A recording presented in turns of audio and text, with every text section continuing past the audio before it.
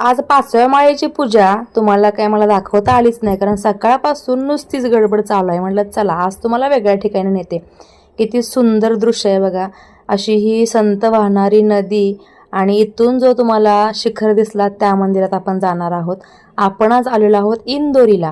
इंदोरीमध्ये कडजाई मातेचं हे मंदिर आहे आणि खूप सुंदर सजावट केलेली आहे.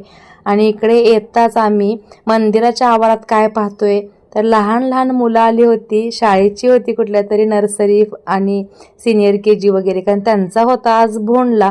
भोंडल्यासाठीची तयारी बघा. आणि इतके गोड गोंड सगळी लेकरं दिसत आहेत ना, घागरे वगैरे घालून टॉप टू बॉटम सगळे रेडी आहेत भोंडला करण्यासाठी. त्यांच्यावर ना थोडीशी नजर फिरवली, तुम्हाला दाखवण्यासाठी कॅमेरा फिरवला आणि पुढे गेलो मंदिरात. तुलसी वृंदावन बघून तर अगदी म्हणजे समाधान झालं. हे दीपस्तंभ आहे. इथून पुढे आतमध्ये एंट्री करताच कडजाई मातेचं मंदिर इतकं सुंदर सजवलंय. प्रत्येक वर्षी इतकंच सुंदर हे मंदिर सजवलं जातं. आता घरचे घट दाखवले नाहीत तर बघा मंदिरातले घट आज पाहूया. खूप सुंदर घट उगवलेले आहेत आणि इकडे आज जास्त गर्दी सुद्धा नव्हती, त्याच्यामुळे इथून तुम्हाला लांबून दर्शन देते, आत जाऊन अगदी गाभाऱ्यामधून दर्शन देते. आईचं आज हिरव्या रंगाचं सुंदर रूप साजशृंगार केलेलं इतकं खुलून दिसते की पाहतच राहावं वाटते. ही आहे कडजाई माता इंदोरीची. आता आईची ओटी भरली, कारण तिकडे पुन्हा आतमध्ये शाळेची मुलं आली आणि माझी ओटी चालू असताना त्या टीचरांनी मुलांना सुंदर असं गाणं म्हणायला लावलं. त्याच्यामुळे माझी ओटी सुद्धा भरताना मन अगदी प्रसन्न झालं.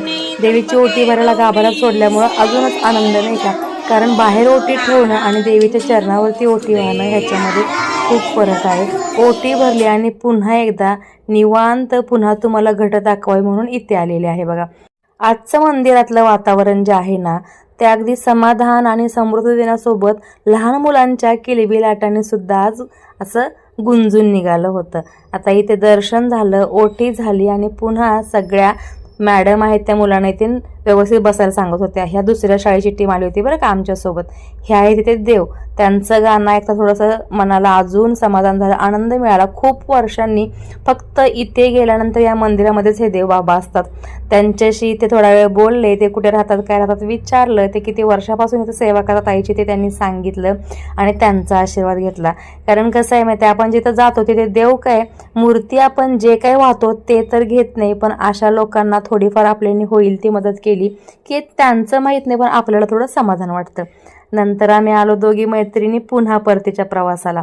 मागे शिखर दिसते तुम्हाला, इथेच आपण गेलो होतो. इंदोरीची ही नदी आळंदीला मात्र इंद्रायणी म्हणून ओळखली जाते बरं का. आज पुन्हा एकदा 5व्या माळेला एक ओटी आईची भरून झालेली आहे. आजचा रंग आहे हिरवा.